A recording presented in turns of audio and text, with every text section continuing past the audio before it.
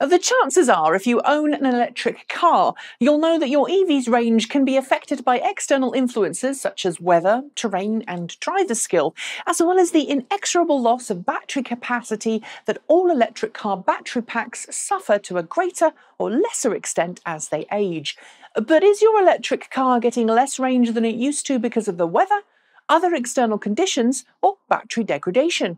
It's a commonly asked question among electric car owners, but one which isn't always obvious to answer. And while more experienced owners may find it easier to tell the difference between weather-related range loss and battery capacity degradation, it can sometimes be quite difficult to tell the two apart. After all, range is just as impacted by heavy rain or cold weather as it is by battery capacity loss.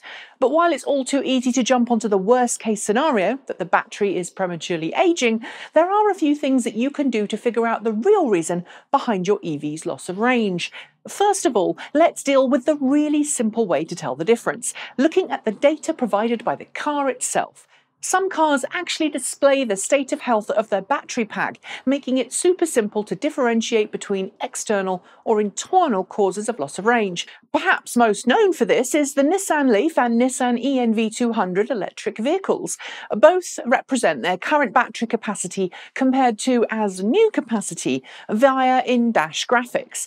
In the first generation Leaf and ENV200, capacity is represented by a smaller 12-segment bar graph adjacent to the range gauge. In the new Leaf, you can find the same data by digging in the car's on-screen menu system a little. If you've got the excellent Leaf Spy app, which reads data from your Nissan EV's onboard diagnostic port, you'll see even more information pertaining to the health and capacity of the battery pack. If all the data you're seeing suggests the battery pack is healthy and the capacity is still reasonably high, the loss of range is most likely to weather, terrain, or your driving style. Of course, not everyone has access to that kind of data from their EV, so the second way to tell if that range loss is weather or something more sinister is to use some good old-fashioned observation skills and logic. For example, if the range loss you're experiencing has been persistent for the last 2 weeks, and the last 2 weeks have been unusually cold or wet, then the chance is it's weather-related. But you can also take the guesswork out by keeping records about your car's range and charging habits. You can either do this the old-fashioned way, by keeping a notepad in the glove box, or by using data provided by your car's onboard telematics system. Note the miles you've driven, how much energy you put back into the battery pack when you charged it, and from that you can work out your vehicle's efficiency in terms of distance driven versus energy used. If you're finding that your car's fuel efficiency drops dramatically compared to older readings, then you're likely looking at external causes such as weather, terrain, or a heavy right foot. If you find that the fuel efficiency remains pretty constant, but the distance you travel per charge drops, then you've got battery degradation.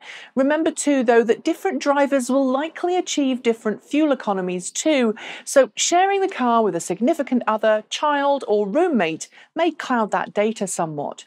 Of course, it's possible to have a combination of external factors acting together with battery degradation to give you a drop in range, but knowing what your baseline fuel efficiency is in optimal conditions will help you figure out where to place the majority of the blame.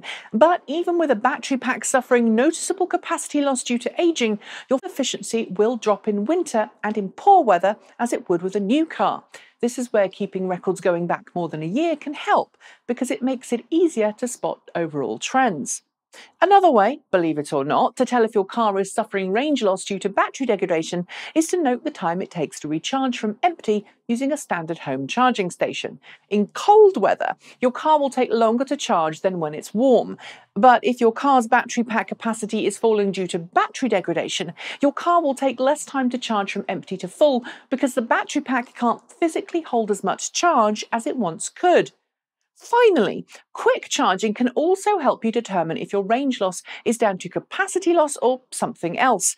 And this is actually the opposite of slower charging, because the high currents involved in charging your battery pack make a difference. You see, the older an electric car battery pack gets, the higher its internal resistance will be, and so when you charge it from a quick charger, it will heat up more quickly than a non-degraded battery, and thus you'll find the rate at which the battery is charged will fall more quickly for a degraded battery than a non-degraded one. I could go into the physics here, but it's really not that important. There is, however, a caveat. If your car doesn't have active thermal management and the battery temperature is cold when you start charging, you may see the battery temperature rise and the charge rate drop in response, since a cold battery has a higher internal resistance than a warm battery. So when using this particular method, there's more to factor in before laying blame at the feet of weather or the battery itself. Have you found any other ways to keep track of battery degradation? Have I missed anything out? Or do you use these methods when trying to keep track of how your electric car's battery pack is doing? Leave your thoughts and experiences in the comments below. That's it. Thanks for joining me. See you next time.